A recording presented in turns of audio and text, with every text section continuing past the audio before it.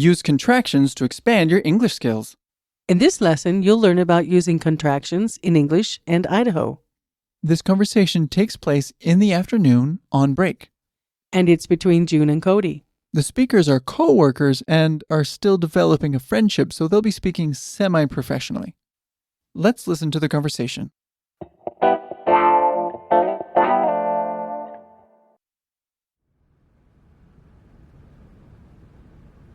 Cody, I've been meaning to ask you something. Yeah?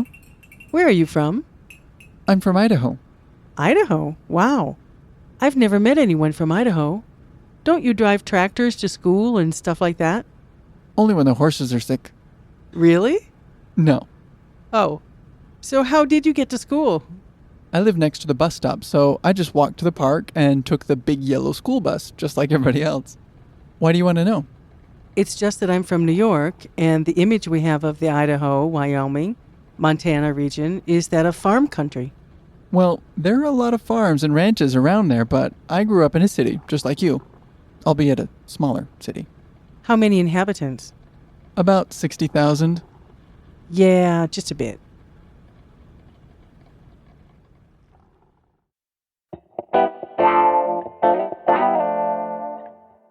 So in this lesson, we wanted to talk a little bit about Idaho and the Rocky Mountain states. Idaho is a state in the Rocky Mountain area of the United States and is probably best known for its potatoes. It was also nicknamed the Gem State because nearly every known type of gemstone has been found within the borders of Idaho. Idaho is landlocked by the states of Washington, Oregon, Nevada, Utah, Colorado, Montana, and by the Canadian province of British Columbia. This region, with the exception of the coastal areas of Washington and Oregon, is a heavy agricultural producer. For example, Idaho has the largest number of millionaires per capita in the United States due to a number of privately owned farms and ranches. Each of the surrounding states also has unique characteristics. For example, every land speed record for the past 10 years has been made in the Utah Salt Flats. And many of those beautiful mountain landscape pictures you see in stores were taken in Colorado. For that matter, Wyoming is home to Yellowstone National Forest, and Montana has tremendous ranches. And just for trivia, Wyoming was the first U.S. state to grant women the right to vote. Let's take a look at the vocabulary for this lesson. The first word we'll look at is Idaho. a state in the western USA. Idaho. Idaho. Our next word is Tractors. powerful machine used on farms to haul heavy loads. Tractors. Tractors. Next is Horses. large domesticated four-legged mammal with mane and tail used by humans for riding, racing, and to carry and pull loads. Horses.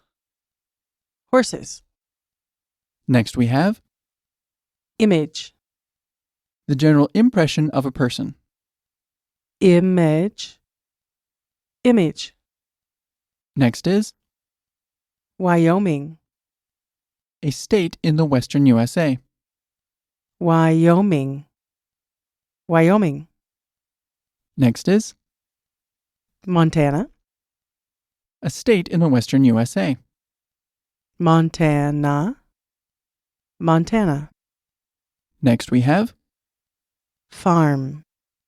an area of land and its buildings used for growing and storing crops. Farm. Farm. And our last word is Inhabitants.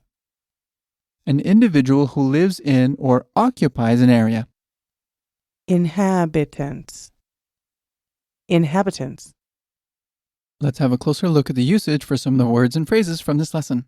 In the dialogue, we heard the word yellow school bus. This is a simple phrase, but for those of you who never participated in primary education in the United States, yellow is the de facto color for school buses. This is such a common phrase, in fact, that songs are written with this phrase in them. We also wanted to note the intonation in this phrase. The strong part is in the word school. So could you break this down for us? Yellow school bus. And one time fast. Yellow school bus. Excellent. What's next? Our next phrase is farm country. The term farm country is used to describe an area of land used for farming. That may seem obvious, and frankly it is. However, there is an added connotation of backward or unintelligent. To many Americans, saying that you grew up in farm country is nearly the same thing as saying that you have no formal education, can't drive, and don't speak English properly. Could you break this down for us? Farm country. And one time fast. Farm country. Excellent. Let's take a look at the grammar point. So Barbara, what's the focus of this lesson? The focus of this lesson is using contractions in English. In the dialogue, we heard the phrase, Only when the horses are sick. as you've noticed throughout your English studies, the rule to never use contractions in written English is really more of a guideline. Contractions are frequently used in many types of writing, however, rarely in formal or academic writing. The contractions you see in writing are contractions with nouns and pronouns. For example, I'm working this morning, or you're a great friend. Contractions can also happen with question words. For example, who's on the telephone? Beyond these basics, there are a number of contractions that, while non-existent in written English, are common in spoken English. First, am can contract with question words. For example, what am I supposed to do? Here the verb am is contracted with a question word what. Without the contraction, it would be, what am I supposed to do? Next, the verb have can contract with plural nouns. For example, the teachers have finished their meeting. Here the verb have is contracted with the plural noun teachers. Without the contraction, it would be, the teachers have finished their meeting. Next, have can also contract with question words. For example, where have you been all day? Here the verb have is contracted with the question word where. Without the contraction, it would be, where have you been all day?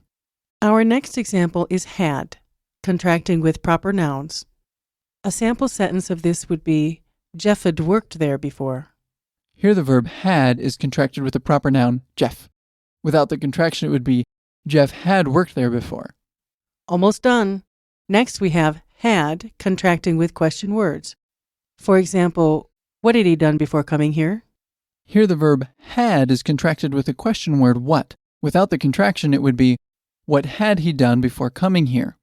Lastly, the modal would can be contracted with question words. For example, where'd you like to go? Here the auxiliary would is contracted with the question word where. Without the contraction, it would be, where would you like to go? That just about does it for this lesson. Thanks for being here. Thanks for listening. Bye.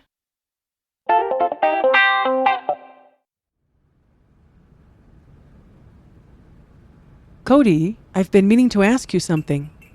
Yeah? Where are you from? I'm from Idaho. Idaho? Wow. I've never met anyone from Idaho. Don't you drive tractors to school and stuff like that? Only when the horses are sick.